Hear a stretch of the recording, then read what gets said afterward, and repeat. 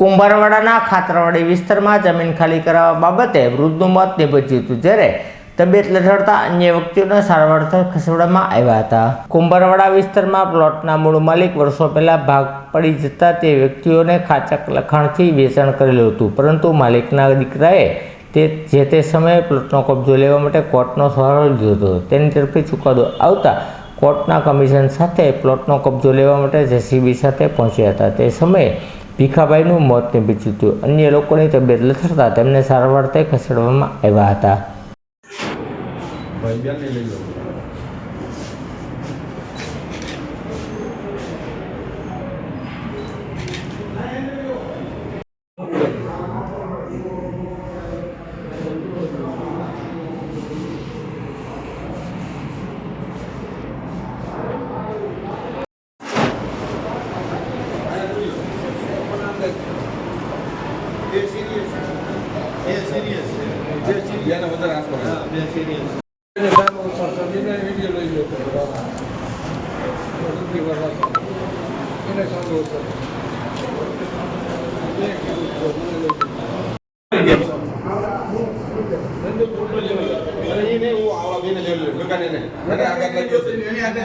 अंदर बाटला